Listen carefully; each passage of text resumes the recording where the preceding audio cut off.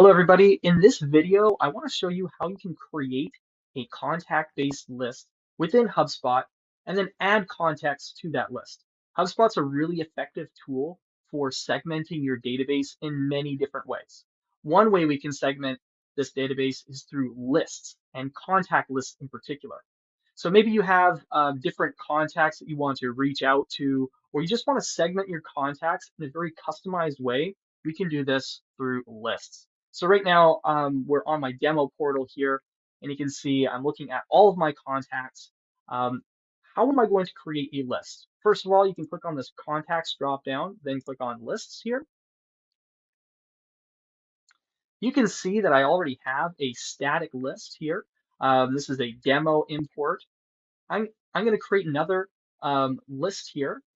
Click on create list in the top right corner.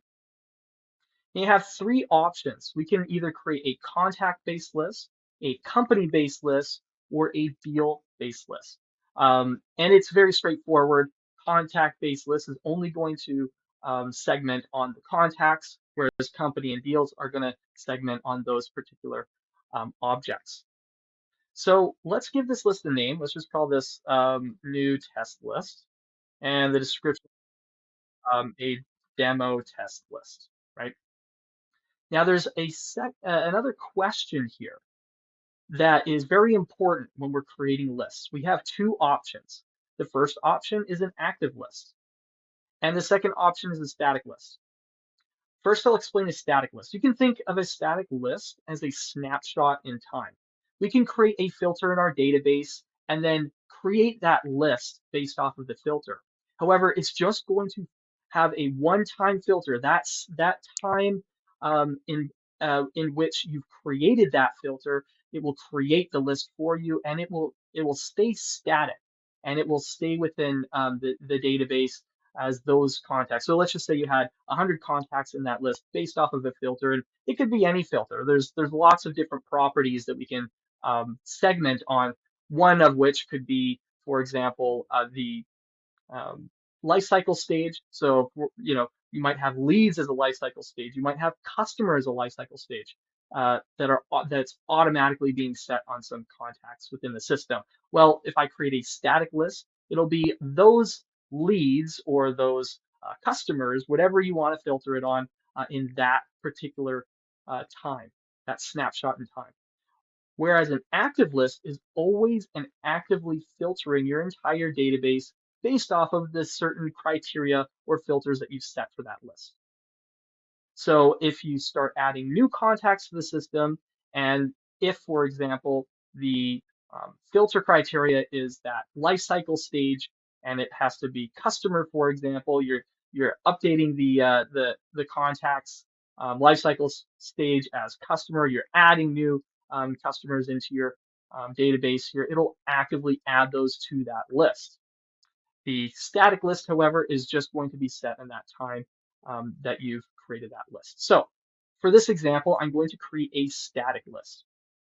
All right, I'm going to click next. I can add that filter. Let's just do that life cycle stage as I was mentioning.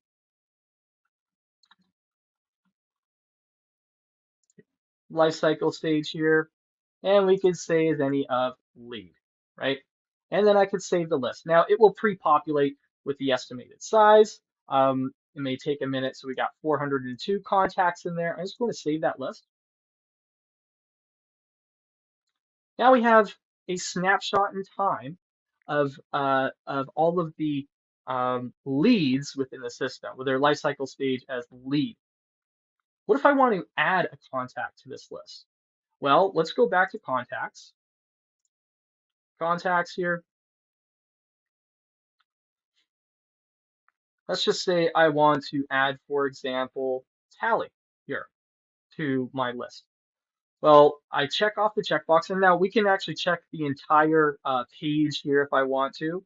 And furthermore, I can check the entire database if I wanted to. But I just want to add one person to this list. So let me uncheck everybody and just add Tally. We have different options up here. We can edit this contact, delete it, create tasks, enroll in sequences.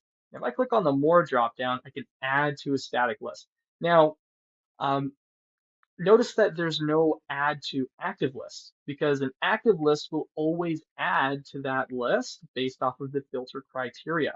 In this case, we can add a contact to a static list because it's just a snapshot in time, right? So let me add to the static list. I have the different options here. Let me click this new test list and click add. Now tally should be added to that list. Now where can we find it? Again, if I click on the contacts drop down and then on lists, you can see that new test list. And it should have everybody in there. So if I look for tally, we can see that tally has been added to that list. So have a go and play around with those lists, create those active and static lists, and start adding your contacts and segmenting your HubSpot database. I hope this helped. Cheers. Thanks for watching, and keep removing those revenue roadblocks. If you want more videos like this, follow our channel for fresh, new content every day. Check out our RevOps playlist, or how about this video chosen just for you? See you next time.